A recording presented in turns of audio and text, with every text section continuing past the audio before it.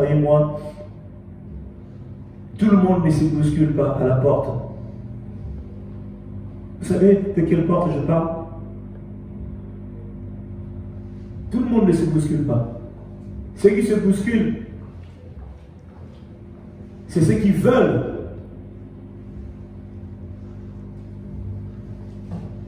rencontrer le Seigneur. Et ceux qui s'approchent à lui, c'est ceux qui l'aiment aussi. Ceux qui s'approchent à lui, c'est ceux qui l'aiment. Il aime comment? Parce que lui-même les a amenés à l'aimer. Parce que nous l'aimons que nous sommes là, croyez-moi. Amen. Amen. Alors, nous allons partager la parole, parce que c'est un temps de partage, un temps d'amour aussi. Que Dieu soit béni. Je sanctifie le Père, je bénis le Saint-Esprit pour ces moments merveilleux. Je vais demander à la chantre de nous entonner un chant. Je vous invite à vous asseoir. Alléluia. Avant de donner la parole. Gloire à toi, Seigneur. Béni soit ton nom. Alléluia. Sois béni. Bénissons ton saint nom. Sanctifie ta parole, Père. Car tu es Dieu. Alléluia.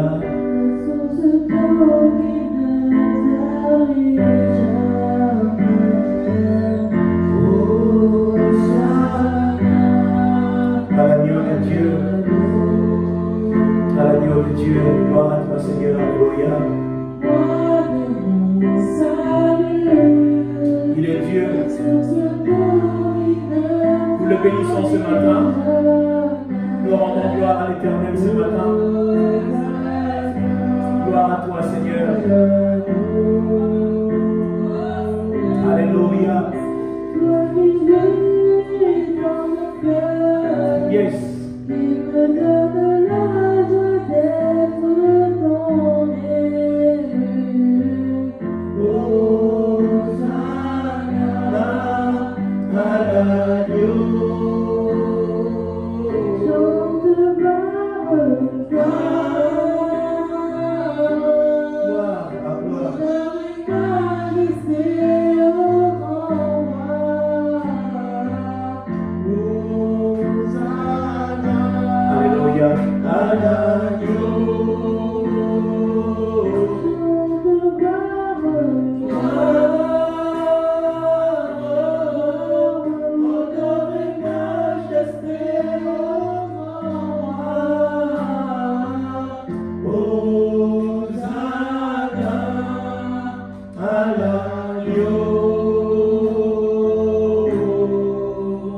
Merci Seigneur, nous bénissons ton saint nom, que le Saint dise Amen. Amen. Amen. Amen. Je bénis Dieu. Peuple de Dieu, nous allons partager ce moment d'amour qui est le temps de la parole. Nous allons parler du royaume des cieux. Le royaume des cieux. Et mon thème, ça sera le royaume des cieux proche. Le royaume des cieux est proche.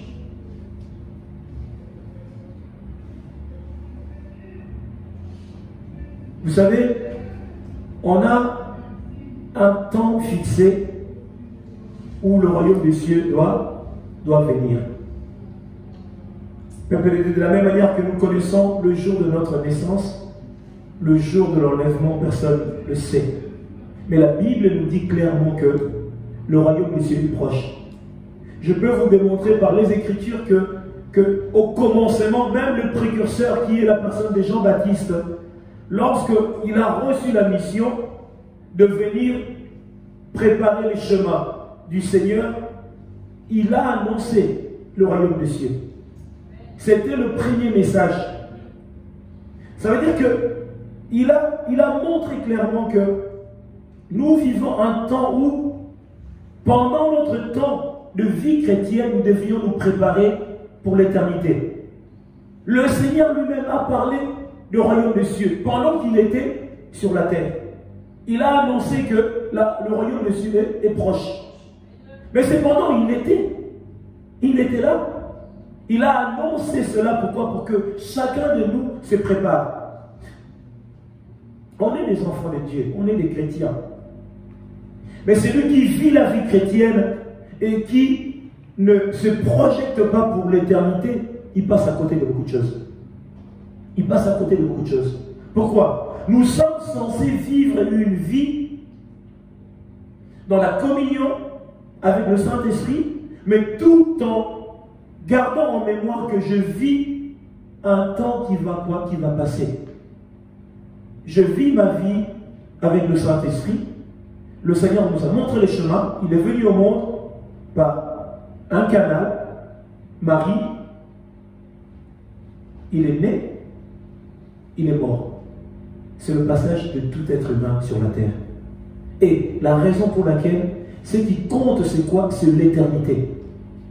C'est quoi notre raison de vivre sur la terre? Nous vivons dans l'amour de Dieu pour aimer le Seigneur, pour vivre avec lui, mais pour nous préparer aussi pour l'éternité. Le royaume des cieux est proche. Mais depuis, il y a plus de 2000 ans qu'on a annoncé le royaume des cieux est proche, mais ce royaume ne s'approche toujours pas. Le Seigneur tarde à venir.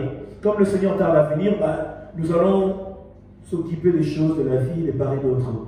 Mais est-ce que nous prenons le temps de réaliser que ces temps-là nous est tellement précieux, nous devions vivre une vie de sanctification et de crainte de Dieu? Alléluia. Alors, peuple de Dieu, comment le Seigneur a présenté le royaume des cieux? Au commencement, la manière qu'il a présenté le royaume des cieux, nous le voyons dans Jean, chapitre 4, 14. C'est là que le Seigneur a présenté le royaume des cieux, au préalable. Nous connaissons bien ce texte. Je prends Jean, chapitre 14. Le Seigneur a annoncé. Nous honorons la parole, lèvons-nous, je vous prie. Jean, chapitre 14. Je pense que Léna a trouvé déjà. Merveilleux.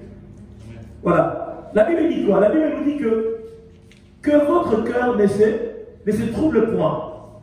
Croyez en Dieu et croyez en moi. Et il dit quoi? Il dit, il y a plusieurs demeures dans la maison de mon Père. Si cela n'était pas, je vous l'aurais dit. Mais je vous dis, plutôt je vais vous préparer une place. Et lorsque je m'en serai allé, et je vous aurai préparé une place, et je reviendrai et je vous prendrai avec moi, afin que là où je suis, vous y soyez aussi. Vous savez où je vais et vous en savez le chemin. Pourquoi? Parce que pendant le temps qu'il était avec les apôtres, il leur avait dit où il doit aller. Il a dit, vous savez où je vais m'en aller et vous connaissez le chemin. La Bible dit quoi? Que je suis le chemin, la vérité et la vie. C'est lui qui suit Christ doit forcément connaître le chemin, doit connaître la vérité et la vie. Pourquoi? Pour avoir la grâce et le moyen d'hériter le royaume des cieux. Je vous invite à vous asseoir. Il a dit, il y a plusieurs demeures dans la maison de mon Père. Et le Seigneur ici ne parle pas de ces demeures terrestres, il parle des demeures quoi? Célestes. Il a dit, il y a plusieurs demeures dans la maison de mon Père. Si cela n'y était point, je ne vous l'aurais point annoncé. Mais comme il y a beaucoup de lieux de résidence pour mes enfants, pour mes servantes et mes serviteurs, je voudrais que vous puissiez quoi? Vous puissiez vous préparer pour le lieu en question, que vous puissiez vous préparer pour votre salut. Celui qui se prépare pour le salut, c'est quelqu'un qui vit la vie de Dieu d'une manière pure et qui craint. Aujourd'hui, on est en train de prêcher beaucoup de messages.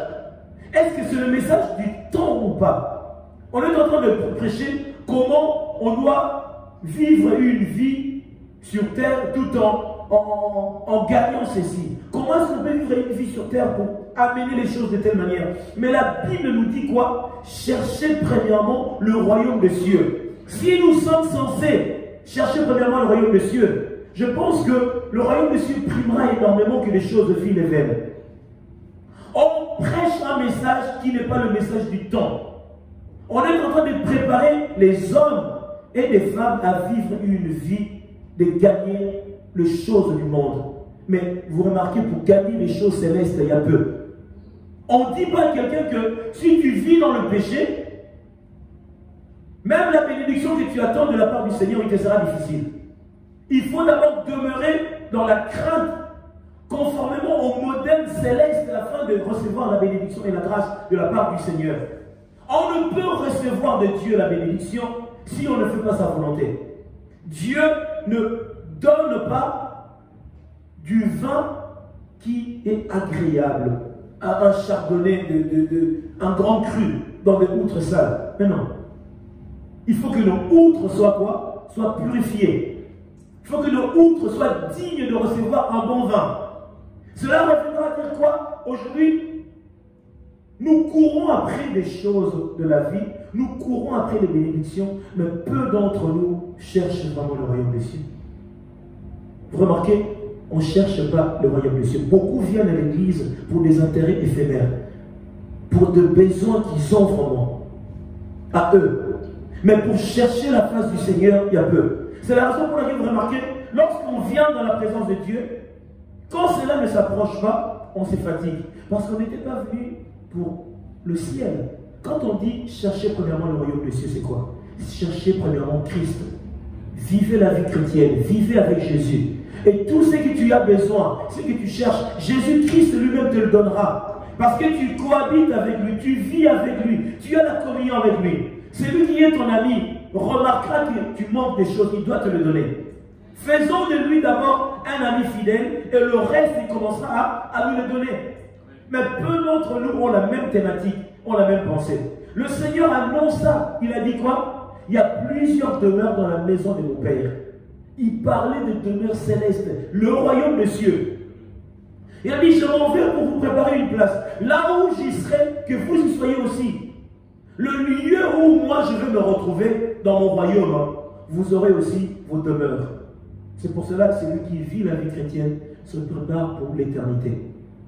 L'éternité prime encore plus que le temps que nous avons à vivre sur la terre. Quelqu'un est là? Amen. Et lorsque nous regardons, il a dit que votre cœur ne se trouble point. Croyez en Dieu, croyez en moi. Il le ramène dans la thématique de la foi. Tu dois croire que cela existe, que ton cœur ne se trouble point. Un chrétien qui est troublé, c'est quelqu'un qui n'a pas la foi. Quand est-ce qu'il a commencé à leur parler? Il a commencé à leur parler, mais il a communiqué d'abord la foi. Croyez en Dieu, croyez en moi. Ayez foi en Dieu, ayez foi en moi. Ce que je veux vous dire, quoique il y a plusieurs demeures dans le royaume de mon Père. Et je voudrais que vous puissiez en être conscient. Je vis la vie chrétienne, mais je ne la vis pas selon le modèle du monde. Peuple de Dieu, le monde des ténèbres prépare et est déjà en train de préparer le moyen de ravir une multitude des âmes. Comment? En nous offrant le monde. Il nous offre tellement le monde à un point où peu d'entre nous se focalisent sur les choses célestes. Nous courons après le bien. Nous cherchons le bien. Mais il est favorable, je cherche le bien. Mais j'ai aussi Christ. Vous voyez? Je cherche le bien, mais avec Christ. Mais lorsque nous cherchons le bien sans Christ, nous perdons. Seigneur, bénis-moi, mais que je sois béni avec toi. Ne me bénis pas sans toi. Sans toi, je me perdrai. Je vais vivre ma vie chrétienne tout en ayant Jésus-Christ à mes côtés. Alléluia. Alors, on a vu que le Seigneur lui-même a annoncé le royaume des cieux aux apôtres. Comme je l'ai dit souvent, lorsque nous prenons nos Bibles, Jean chapitre 14, 15, 16, le Seigneur préparait les apôtres pour leur montrer la divinité. C'est qu'il est lui, avec le Père et le Saint-Esprit. L'annonciation de la venue du Saint-Esprit, le Seigneur préparait les apôtres parce qu'il a vu qu'ils étaient dans le désarroi. Il devait les préparer à ce qui devait venir à la suite des temps. Alors nous prenons Matthieu chapitre 3. Matthieu chapitre 3, nous voyons Jean-Baptiste, qui était le précurseur, qu'on a envoyé pour préparer les chemins du Seigneur. Matthieu chapitre 3, je lis la parole avec vous. La Bible dit, en ces temps-là parut Jean-Baptiste, prêchant dans le désert de Judée. Il disait, répandez-vous car le royaume des cieux est proche. Alléluia. Jean est celui qui avait été annoncé par Ésaïe, le prophète, lorsqu'il dit, celui-ci la voix de celui qui crie dans les déserts, préparant les chemins du Seigneur, aplanissez ses sentiers. Jean avait un vêtement de poil de chameau et une ceinture de cuir autour de rein. Il se nourrissait de sauterelles et de miel sauvage. Les habitants de Jérusalem, de toute la Judée et de tous les pays des environs du Jourdain, se rendaient auprès de lui et, confessant leurs péchés, ils se faisaient baptiser par lui dans les eaux du Jourdain. La Bible nous dit que Jean baptisait dans les eaux du Jourdain. Pourquoi? Pour que lorsque le peuple venait, recevait le baptême, et afin de commencer une vie de nouveauté avec Christ dans la repentance. Il a dit, répentez-vous, car le royaume des cieux est proche. Peuple de Dieu, si le précurseur a annoncé que le royaume des cieux est proche, mais là, nous remarquons clairement que le Seigneur n'était même pas encore venu pour que Jean puisse le baptiser. Mais Jean annonçait déjà que le royaume des cieux est proche. Autrement dit, lorsqu'on annonce le royaume des cieux, nous ne regardons pas le royaume des cieux de manière à ce que le royaume des cieux doit venir d'une manière immédiate. Non. Mais on annonce le royaume des cieux de manière à ce que le chrétien, l'enfant de Dieu, doit vivre dans la sanctification tout en étant repenti pour ne pas vivre dans le joug du péché. Je me repens tout le temps. Je vis dans la sanctification, dans la sainteté. Car le royaume des cieux, comme ce royaume est proche, je dois me tenir comment? Sanctifié et pur. Pour que ça ne me surprenne pas dans le malheur. Jean l'a annoncé. Vous remarquez le premier message que Jean a annoncé, il a dit quoi? Que le royaume des cieux est proche. Il n'a pas mentionné autre chose, mais il était venu quoi? Comme le précurseur, aplanissant le chemin du Seigneur, et pour leur dire quoi? Que préparez-vous car le royaume des cieux est proche. Là je parle de Jean-Baptiste, mais Christ lui-même qui est Dieu, qui est le Seigneur. Alléluia. Je vais prendre Matthieu chapitre 4, nous ne sommes pas loin, nous sommes à proximité.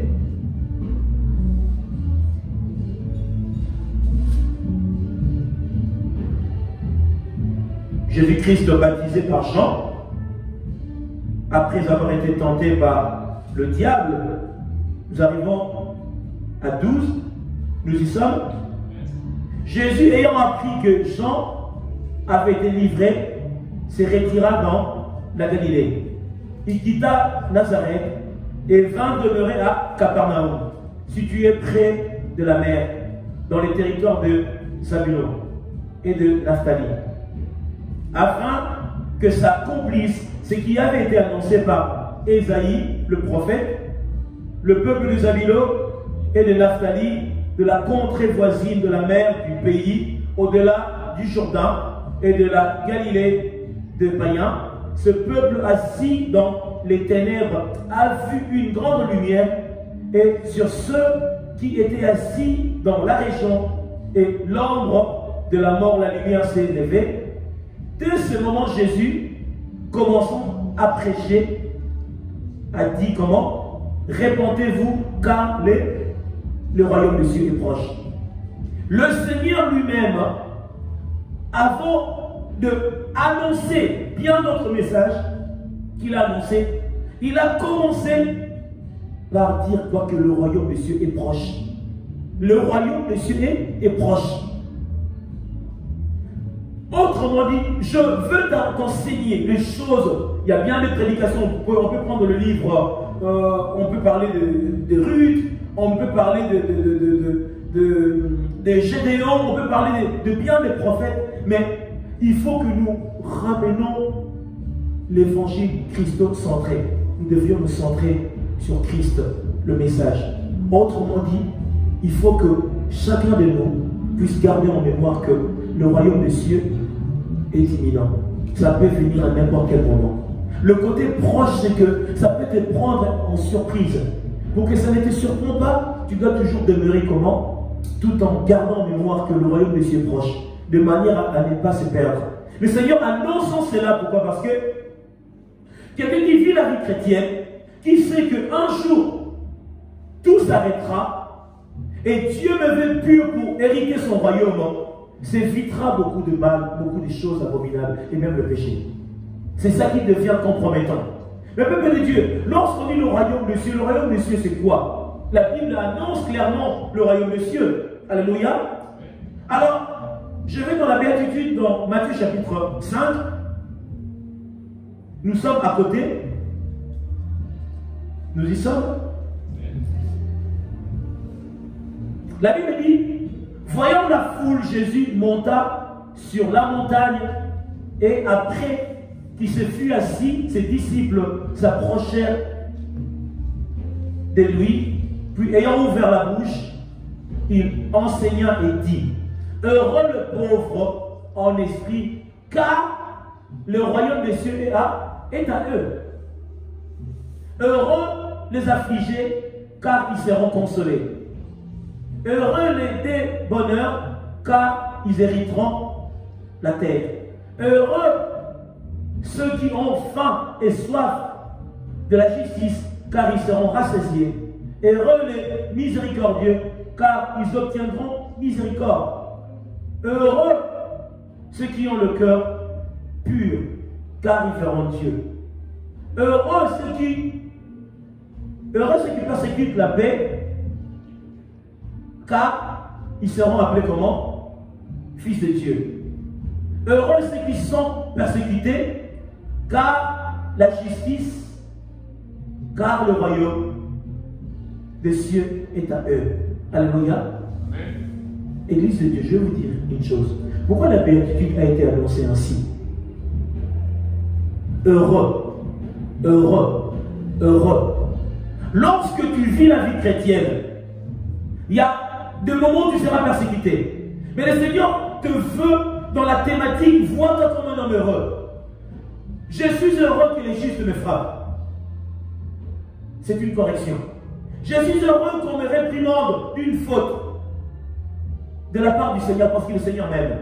Je suis heureux parce qu'on me fait des remarques des choses qui déplaisent aux autres. Moi, ça me plaît. Pourquoi? Parce que je me prépare pour le royaume des cieux. Lorsque je vis quelque chose n'est pas clair et qu'on ne me réprimande pas sur la chose, je suis voué à l'échec. Dieu, il corrige ce qu'il aime. Il corrige ses enfants. Il les aide à vivre une vie de paix, une vie de grâce.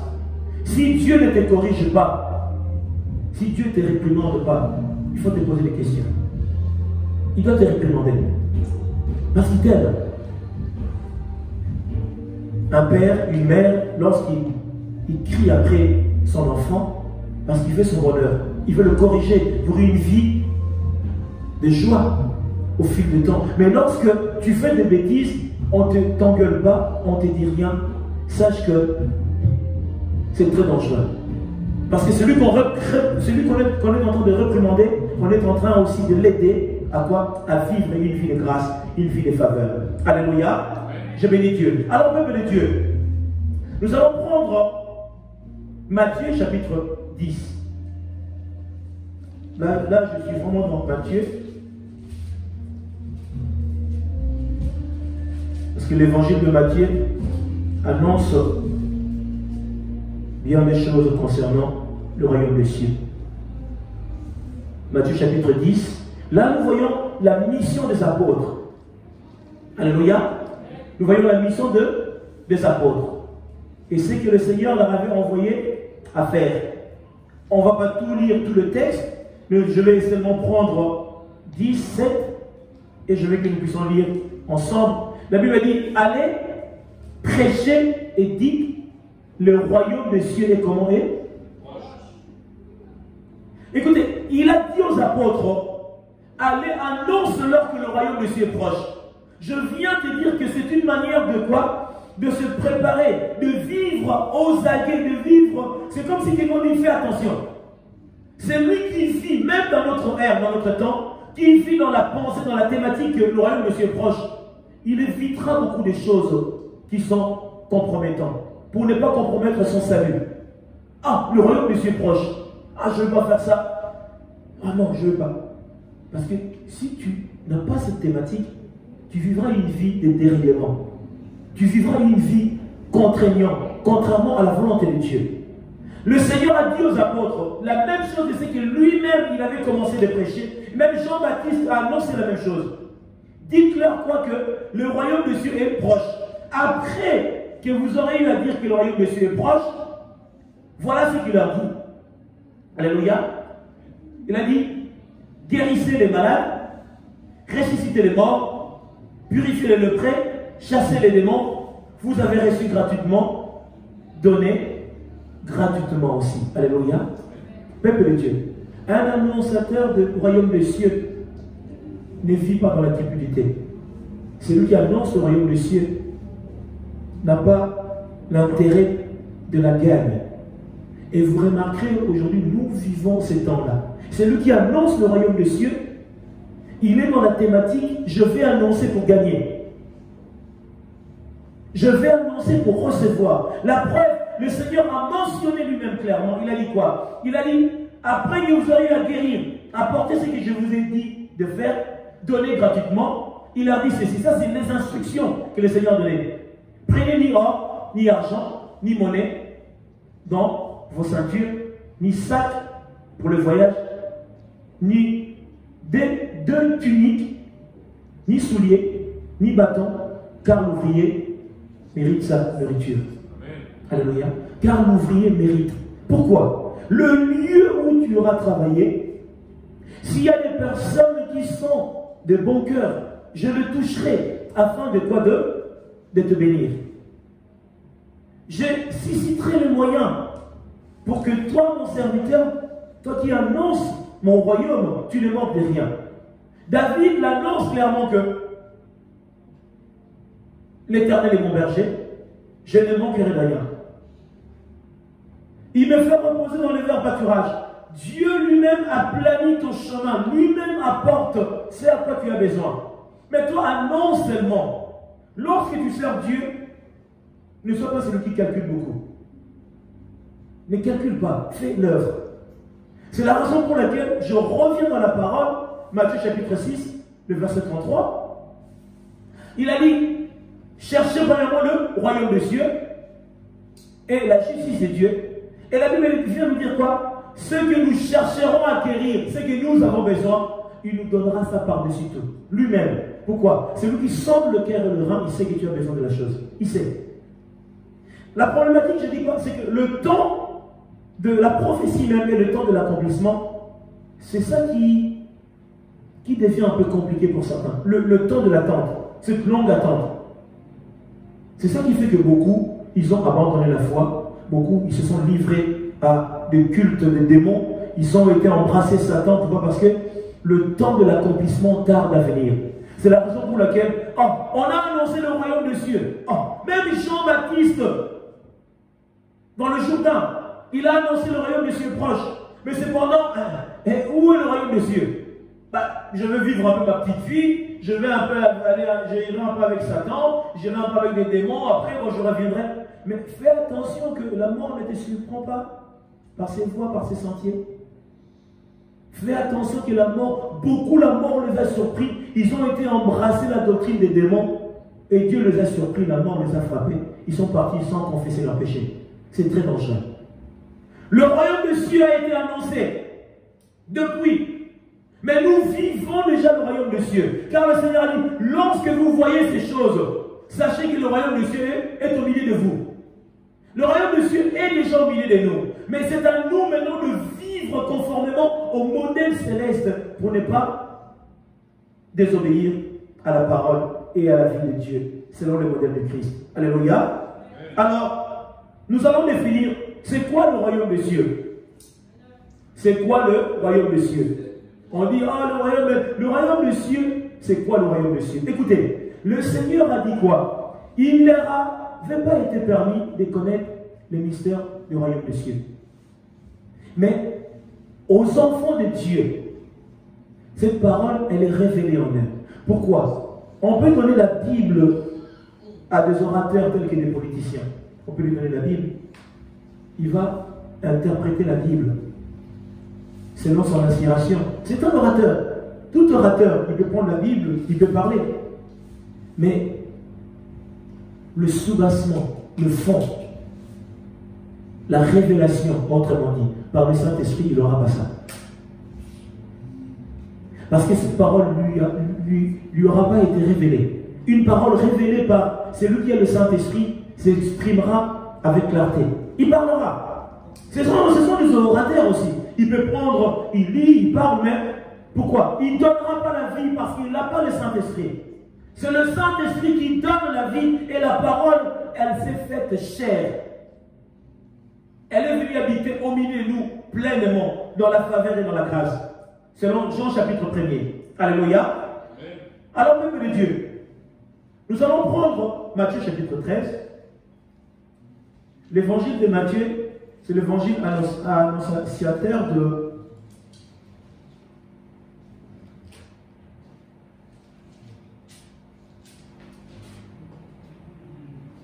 Alléluia.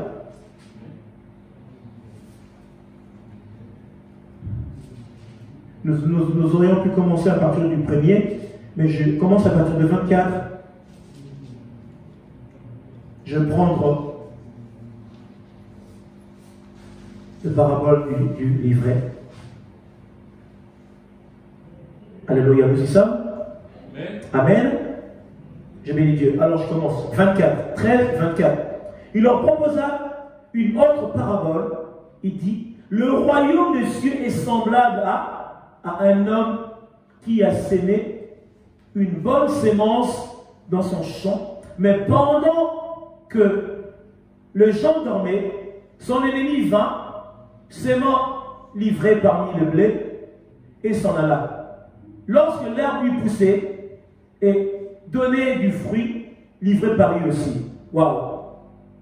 Lorsque ce qui était sémé bonnement a apparu, mais livré aussi a apparu.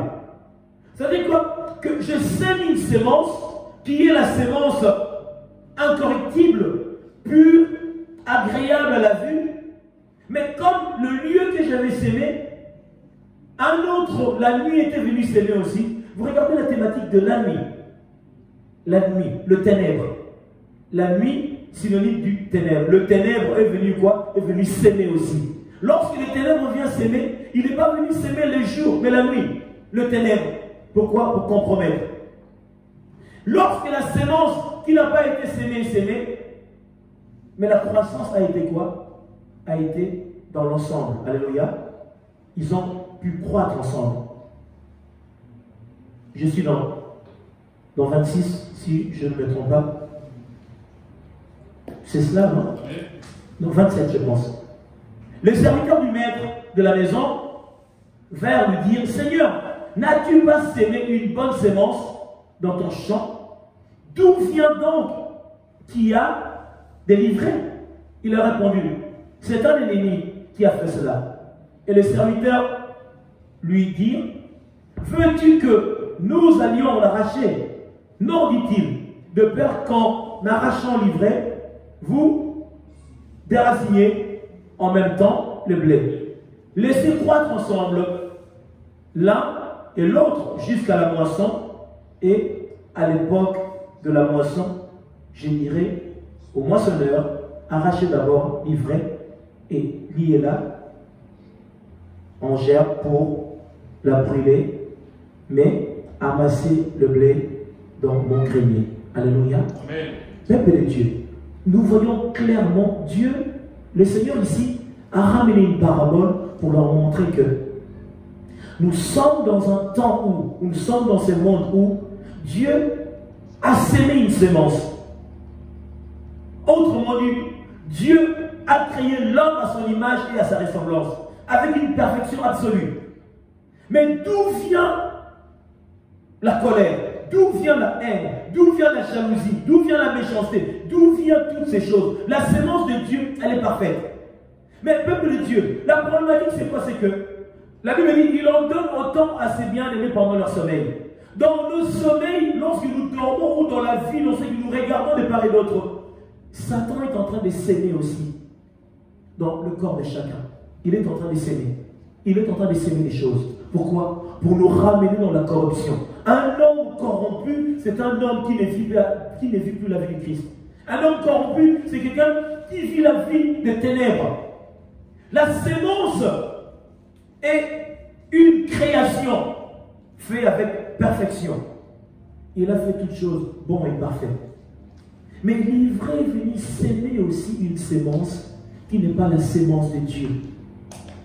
Le Seigneur a dit quoi? Est-ce que devrais-je arracher? Ses serviteurs sont venus voir le Seigneur. Il a dit, Seigneur, mais tu as sémé une bonne sémence avec une perfection absolue, à ta ressemblance, à ton image. Mais d'où vient que l'homme devient ennemi de Dieu? D'où vient l'homme devient à obéir à Satan? Il a dit, à la base, je ne l'avais pas créé ainsi. Mais il a développé des choses que moi-même je ne comprends pas. Mais je sais que c'est l'ennemi qui a semé cela. Ils ont dit, est-ce que devrions-nous séparer dans le champ que tu as sémé? Il a dit non. On attendra au moment favorable. Ça, c'est le temps de la fin. Où Dieu fera quoi? Retirera ce qui est de lui et de ceux des ténèbres. Au milieu de l'Église, nous avons aussi des agents des ténèbres. Nous sommes mélangés. Et ceux qui ont développé la nature des ténèbres, ils se sont mélangés. C'est dans cette sémence-là. Ils ont été sémés purs, ils sont devenus dans la corruption. Mais nous croissions ensemble. Le Seigneur a dit, laissez-les croire. Les occultistes, les magiciens, les tradis praticiens, tous ces mondes-là, la plupart sont devenus des pasteurs. Je vais les laisser croire. Mais au moment de la moisson, je prendrai ce qui est à moi, et ceux qui ne sont pas à moi, ils seront quoi? Dans le feu. Ça, c'est les seigneurs. Pourquoi? On dit, mais Seigneur, pourquoi? Mais depuis, on a entendu l'autre là, il est magicien, pourquoi on le laisse?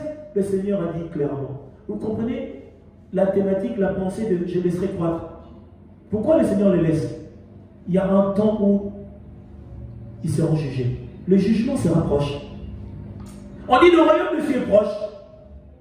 Mais pour ceux qui sont en train de vivre dans le culte satanique et démoniaque, pour eux le royaume des cieux n'est pas proche. Pourquoi nous ne continuerons pas à pourrir la vie des gens, à détruire la vie des personnes, pendant que Dieu nous permet de faire cela? Le peuple de Dieu, il est celui qui sait toutes choses. Il connaît ces êtres qu'il a créés. Alléluia. 31. Il leur proposa une autre parabole et il dit, le royaume des cieux est semblable à un grain de sénévé qu'un homme a pris et sémé dans son champ. C'est la plus petite de toutes les semences, mais quand il a poussé, il est plus grand que les légumes et devient un arbre de sorte que les oiseaux du ciel viennent habiter dans ses branches. Alléluia.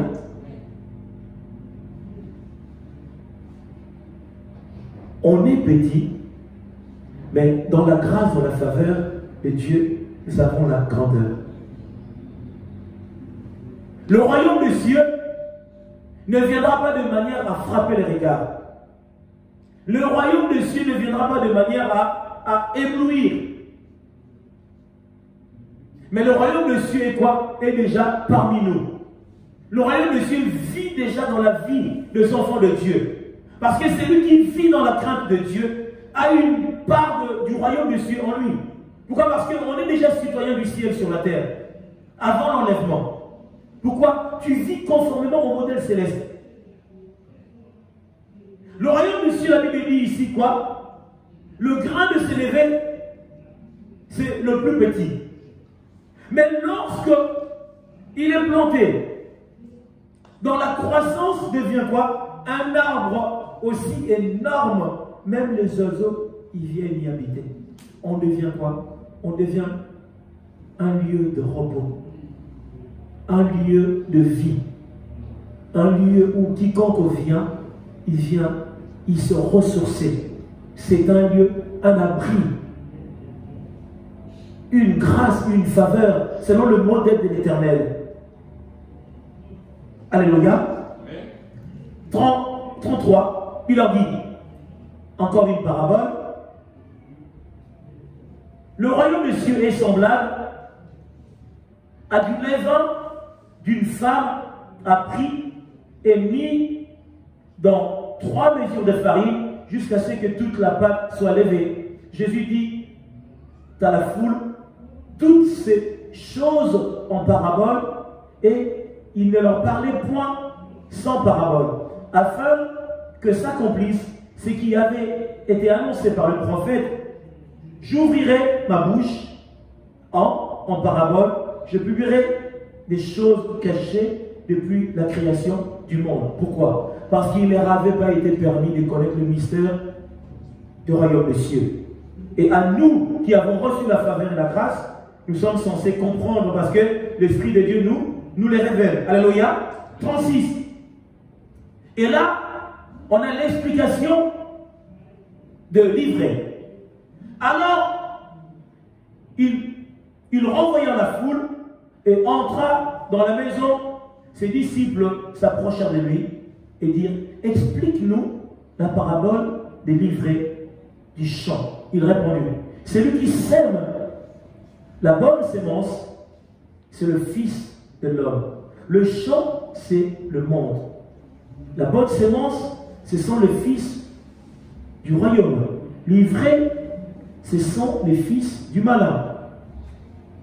L'ennemi qui l'a sémé, c'est le diable. La moisson, c'est la fin du monde. Les moissonneurs, ce sont les anges. Or, comme on arrache l'ivraie et qu'on la jette au feu, il en sera de même à la fin du monde. Le Fils de l'homme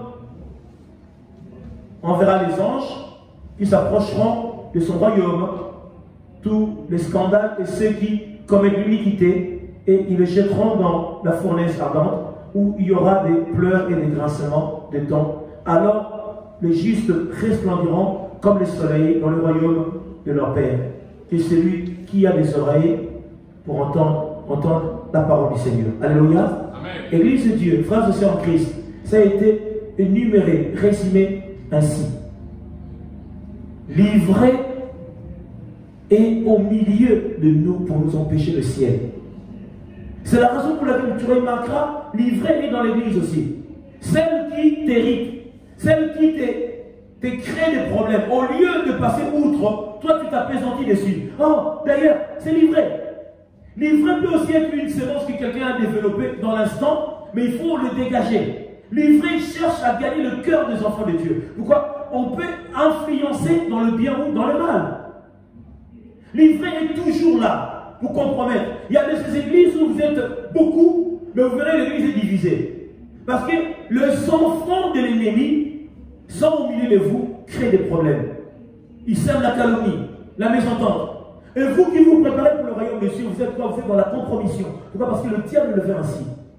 C'est lui qui vit la vie du Christ, qui craint Dieu et qui a, comment on dit, le ressenti, qui se laisse conduire par le Saint-Esprit. Il remarquera que ça c'est l'ivraie. Ça c'est pas de Dieu, ça c'est les ténèbres. Donc je dois faire attention à cela. Parce que l'ivraie, lorsque l'ivraie est au milieu de nous, il souffle aussi. Il y a un mauvais vent. Il y a un vent que l'ivraie souffle aussi. Il souffle. Et lorsqu'il souffle son vent, si vous n'avez pas le discernement, vous allez être dans la cacophonie. Vous allez être déstabilisé. Mais il faut se ressaisir, comprendre que ça c'est du diable. Quelqu'un peut venir, tu sais qu'un tel a dit ça. Mais un tel là n'a pas dit ça. Mais lui il veut rapporter ça. Lorsque tu entendras ça, tu vas voir un tel. On m'a dit que tu avais dit ça pour moi. Mais non, mais je n'ai rien dit. Ouais, tu non. L'explosion. Et les enfants de Dieu commencent à quoi? À vivre la vie selon le modèle dont Dieu n'y s'y trouve même pas. Peuple de Dieu, le royaume des cieux habite déjà au milieu de nous. Le royaume des cieux, par la personne du Saint-Esprit, réside déjà en nous. Nous avons l'image du ciel sur la terre.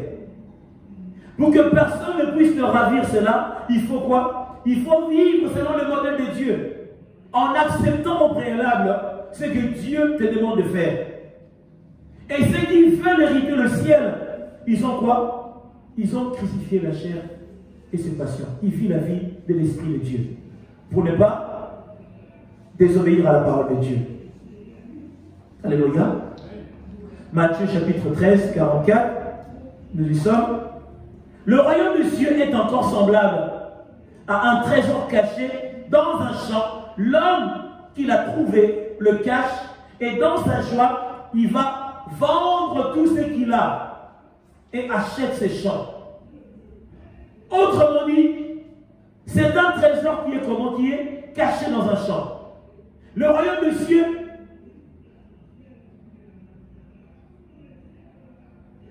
est-ce qu'on voit? C'est caché. Qui voit le Saint-Esprit? Le Saint-Esprit, on ne peut pas le voir. Mais il est réel. C'est une personne, il est réel. Mais il est esprit. Le royaume des cieux est spirituel. C'est pour cela qu'on ne peut pas le voir avec les yeux. Celui qui veut voir le royaume des cieux doit être un homme spirituel afin de comprendre quelle est la volonté de Dieu.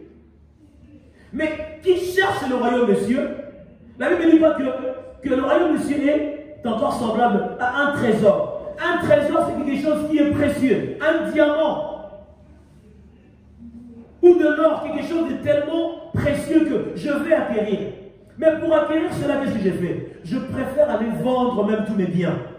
Pourquoi? Pour acheter ces champs-là. Pourquoi? Dans ces champs-là, je sais qu'il y a de la vie dans ces champs-là. Je sais qu'il y a la faveur, il y a la grâce. Là où le trésor est caché, c'est là où je devais avoir mes yeux rivés.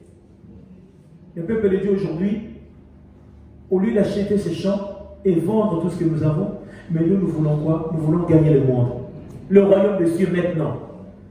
On veut la richesse. Qui veut pauvre? Non.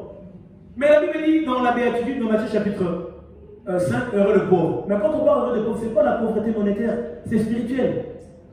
Autrement dit, c'est lui qui a déjà développé les voyages astrales, qui est dans la démologie, qui est dans les pratiques. Il a déjà acquis. Dieu devait pauvre, appauvri en esprit, pour que le Saint-Esprit vienne se reposer. Car celui qu'on a déjà gagné, on ne peut plus le gagner par le Saint-Esprit. Heureux le pauvre en esprit. Car le royaume des cieux est à eux. Pourquoi? Le Saint-Esprit viendra te montrer le royaume des cieux. Mais il y en a, ils ont déjà acquis un esprit qui les conduit, qui les dirige. Alléluia. 45. Le royaume des cieux est encore semblable à un marchand qui cherche de perles. Il a trouvé une perle des grands prix et il allait vendre tout ce qu'il avait et il achète. Marchand qui cherche de perles, des grands prix. C'est de la même thématique. Pour acquérir la chose, il faut vendre. Vendre quoi? Il faut se dépouiller, il faut se décortiquer du vieil homme, de l'homme charnel, de l'humain que nous sommes. C'est lui qui est rempli de quoi? De livrets. C'est lui qui est rempli de haine. C'est lui qui a la médisance. C'est lui qui... Toutes ces choses, il faut l'écarter. Pourquoi? Pour recevoir le royaume des cieux. Pourquoi? Parce que la thématique du royaume des cieux, il ne faut pas avoir quoi en nous? La nature de livret. Il faut être comme le blé. Livré en nous. C'est des conséquences. Car il ne rentrera pas dans le royaume des cieux ceux qui ont la nature de livret. Autrement dit, des enfants du diable. Alléluia. Encore une parabole. Le royaume des cieux est encore semblable à un filet jeté dans la mer et ramassant des poissons de toute espèce. Quand il est rempli, le pêcheur le tire et après s'être assis sur le rivage, ils mettent dans leur vase ce qui est bon et ils jettent ce qui est mauvais et il en sera de même à la fin du monde. Les anges viendront séparer le méchant d'avec le juste et ils les jetteront dans la fournaise ardente et où il y aura des pleurs et des grincements. Alléluia. Avez-vous compris toutes ces choses? Oui, ils répondirent. Alléluia. Peuple de Dieu, lorsque on prend du poisson, la thématique c'est le filet. Lorsqu'on jette le filet à la mer, on prend toute espèce. On peut prendre des boîtes de conserve, on prend tout. On prend des poissons qu'on peut manger, on prend tout. Mais lorsque le pêcheur aura pris son filet, il fait quoi? Il ouvre le filet, il commence à trier. Ce qui n'est pas bon, il peut même le jeter à la mer. Il en est ainsi. Donc le Seigneur prendra dans son filet que ceux qui sont utiles pour le ciel et ceux qui ne sont pas utiles, ils seront jetés au feu. C'est dans cette thématique-là que les choses ont été vues. Alléluia. Alors, j'aimerais que nous puissions prendre. Alléluia. Nous y sommes, peuple de Dieu. Matthieu chapitre 7. Je prie l'évangile de Matthieu. Vous remarquerez, parce que Matthieu, c'est l'évangile annonciateur du royaume céleste. Bien qu'il y en a bien d'autres, sans pour autant nous limiter qu'à Matthieu. Alléluia. 21. Matthieu chapitre 7, 21. La Bible dit, ceux qui me disent Seigneur, Seigneur, n'hériteront pas tous dans le royaume des cieux. N'entreront pas tous dans le royaume des cieux, plutôt. Tous ceux qui me disent Seigneur, Seigneur, n'entreront pas tous dans le royaume des cieux. Mais seulement celui qui fait la volonté de mon Père qui est dans le cieux.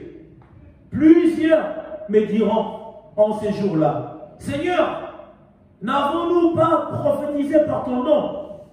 N'avons-nous pas chassé les démons par ton nom? Et n'avons-nous pas fait beaucoup de miracles par ton nom?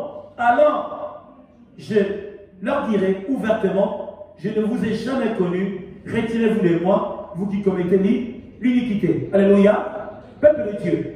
Beaucoup sont en train de présenter Christ. Seigneur, moi je suis archibishop, je suis archipape, je suis le pasteur le plus élevé, je suis un grand esprit, je suis puissant. Peuple de Dieu, si cela ne t'a pas été donné par le Saint-Esprit de le faire, il te dira, je ne te connais pas. Tous ceux qui ne sont pas mandatés par le Seigneur, ils seront rejetés. Faire de miracles au nom de Jésus, c'est bien. Chasser des démons au nom de Jésus. Mais est-ce qu'il t'a mandaté à faire cela? C'est ça la problématique de la vie chrétienne. L'Église, beaucoup font des choses qu'on n'aura pas été demandé de faire. Peuple de Dieu, être assis dans un bar, bon plutôt, ça ne dit pas que tu n'hériteras pas le ciel. Passer devant pour présenter les choses, ça ne te garantit pas le ciel. J'irais même loin à dire que venir à l'église, ça ne te garantit pas le royaume des cieux. Jamais. Oh, moi je vais aller à l'église. Ce n'est pas une garantie pour aller au ciel. Venir à l'église dans la repentance, dans la crainte de Dieu, dans la rémission du péché, là on est d'accord. Là on peut parler du royaume des cieux. Mais moi je vais à l'église, tu es dans tes pratiques occultes, tu es dans la magie, tu es dans ta sorcellerie. Peuple de Dieu, on ne se moque pas de Dieu. C'est qu'un homme aura sémé, le moissonnera. C'est pour cela qu'il a dit quoi que Seigneur, nous avons chassé des démons à ton nom. Nous avons guéri des malades. Moi, j'ai fait, oui d'accord. Mais il dit seulement c'est que est-ce que je t'avais demandé de faire ça? Vous voyez la problématique, l'Église est dans cette compromission. Beaucoup s'auto-pasteur, mais Dieu au ciel ne le connaît pas pasteur. C'est très dangereux. C'est très dangereux. Il a dit quoi? Il y a un grand jugement qui sont liés à ces choses. Dieu va être intraitable à cela. Mais tout le monde veut quoi? Veut être serviteur. C'est bien. Quelqu'un qui peut être assis dans un banc ou sur une chaise derrière, je peux vous dire, il peut avoir une considération plus que ceux qui œuvrent devant. Parce que cette personne fait la volonté de Dieu. Dieu le témoigne comme il témoigne Job. Passer devant, lire la Bible présentée, ce n'est pas synonyme de ce que nous avons la crainte ou nous marchons dans la sanctification. Ça ne veut rien dire. Peuple de Dieu, la crainte a disparu. Les chrétiens vivent selon leur modèle. Comme ça, je le dis souvent, beaucoup servent Dieu selon leur modèle. Selon le modèle qui leur plaît. Bon, moi, je vais servir Dieu. Oh, moi, ces choses-là, vous là. Mais les enfants de Dieu peuvent aussi, mais voilà, d'accord. Sers comme ça. Continue dans cette thématique. Mais le jour où tu iras là où il y a des grincements des dents, ne dis pas qu'on ne t'avait pas prévenu. C'est ça la problématique. Quelqu'un est là ou pas? Seigneur, Seigneur, Seigneur Jésus, le Christ. Il a dit, tous ceux qui me diront Seigneur, Seigneur, n'hériteront pas le royaume des cieux.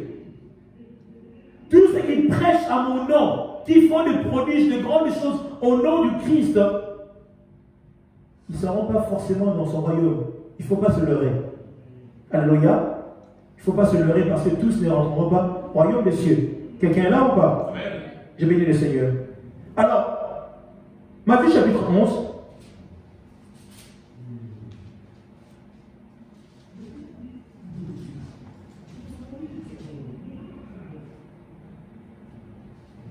Nous y sommes.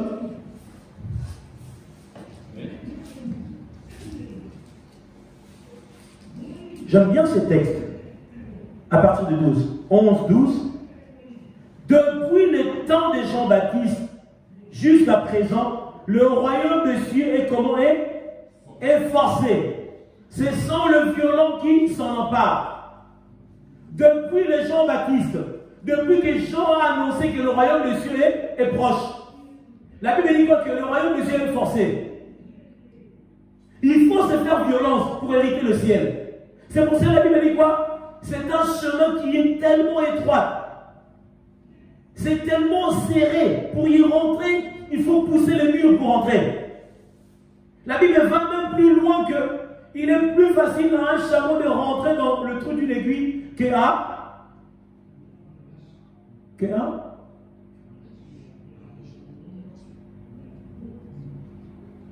riche a hérité le royaume des cieux. Pourquoi? Parce que la richesse devient aussi un obstacle. C'est lui qui vit dans l'opulence, qui vit dans une richesse, qui vit dans une vie onctueuse, une vie de luxure, ça devient compliqué.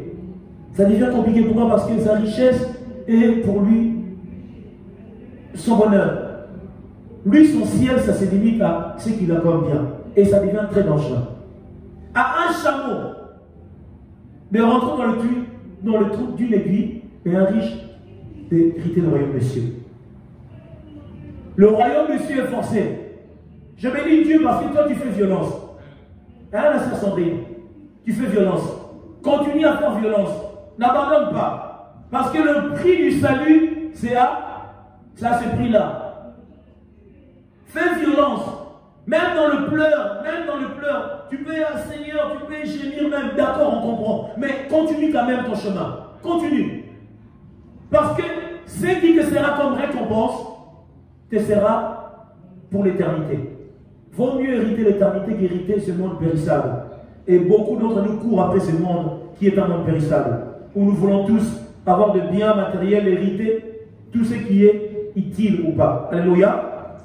Alors, je vais peut-être terminer par la pensée que j'ai eue tout à l'heure, Matthieu chapitre 19. Vous remarquez, je ne suis appesanti que dans Matthieu, comme je vous l'ai dit.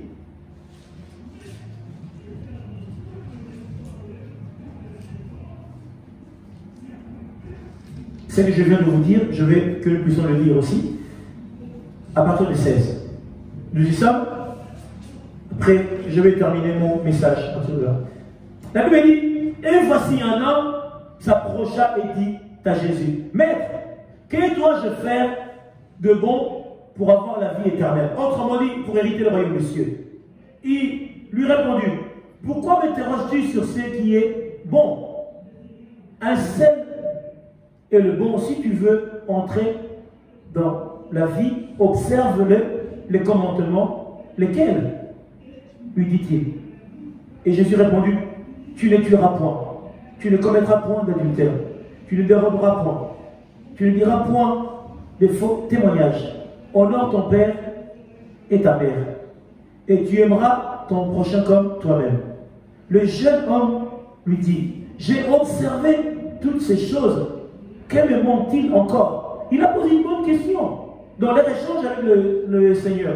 Jésus lui dit, si tu veux être parfait, va vends ce que tu possèdes, donne-les aux pauvres, et tu auras un trésor dans le ciel. Puis viens et suis-moi. Après avoir entendu ces paroles, le jeune homme s'en alla tout triste, car il avait des grands biens. Jésus dit à ses disciples, je vous le dis en vérité, un riche entrera difficilement dans le royaume des cieux. Je vous le dis encore, il est plus facile à un chameau dépassé par le trou d'une aiguille, qu'à un riche d'entrer dans le royaume de Dieu. Les disciples, ayant entendu cela, furent très étonnés et dirent, qui peut donc être sauvé? Jésus le regarda et leur dit, aux hommes, cela est impossible, mais à Dieu, tout est possible. Car tout est possible à celui qui croit. Écoutez, la victoire est pour celui qui croit encore le plus ferme. Si tu crois, tu as la victoire. Celui qui croit encore d'une manière ferme à la victoire. Un riche, l'opulence et toutes ces choses, c'est bien. Écoutez, nous avons vu que vends ce que tu as et achète ces champs. Mais lui, pour vendre ce qu'il a et donner aux pauvres, qui lui donnera un trésor au ciel, c'est tout un problème. Les hommes veulent gagner le monde, ils veulent la richesse de ce monde. On veut de l'argent. Quand il s'agit de l'argent, même les ministères, les hommes de Dieu se sont disloqués à cause de l'argent. C'est un poison qu'on appelle l'argent. Peuple de Dieu, nous ne servons pas Dieu pour l'argent, nous servons Dieu pour les âmes et pour que ceux qui sont en Christ héritent le royaume des cieux. Peu d'entre nous cherchent en ce moment le ciel. Nous voulons être serviteurs de Dieu pour pouvoir apparaître et pour faire bien. Mais où est la part du Seigneur dans tout ça? C'est pour cela que je reviendrai, la Bible dit quoi? Dans Matthieu chapitre 6, 33, il a dit, cherchez premièrement le royaume des cieux et la justice. Mais où est le royaume des cieux que nous cherchons? Peu d'entre nous. Mais que le Seigneur nous accorde grâce. Alors, Colossiens chapitre 3, le verset 1er. Qu'est-ce que la Bible nous dit? Colossiens 3, 1er. Alléluia. Si nous sommes réellement ressuscités avec Christ, nous devrons faire quoi? Je vais vous prendre le texte pour que nous le lisons ensemble. Colossiens, chapitre 3, le verset 1er. Pas 1er plutôt. Oui, 1er. Si donc vous êtes ressuscités avec Christ, cherchez les choses d'en haut, où Christ est assis à la droite de Dieu. Attachez-vous aux choses d'en haut et non celles qui sont sur la terre. Je veux le royaume des cieux maintenant. Le royaume des cieux right now. Je vais être riche. Je vais avoir des millions. C'est ça. La Bible dit, attachez-vous plutôt aux choses qui sont célestes, où Christ est assis à la droite de Dieu. Je cherche ce qui est céleste. Moïse a vécu dans la royauté de l'Égypte. Mais quand il s'agissait d'accomplir la mission du Seigneur, la Bible dit quoi? Il accepta d'être humilié. Il accepta de vivre un temps de souffrance avec le sien. Il regarda l'opprobre du Christ plus grand que les trésors de l'Égypte. Pourquoi? Car il avait les yeux fixés vers la rémunération. C'est ça le royaume des cieux. Il avait les yeux fixés vers Christ. C'est ce à quoi nous sommes censés quoi? Nous focaliser. C'est très important. Alléluia. Peuple de Dieu, je voulais te dire que le royaume des cieux est proche. Nous y sommes ou pas? Amen. Le royaume des cieux est proche. Je m'arrête là. Que Dieu sanctifie sa parole. Merci Seigneur. Que Dieu nous bénisse. Merci Dieu. On acclame la parole de Dieu. Nous allons prier. Lèvons-nous, Église de Dieu.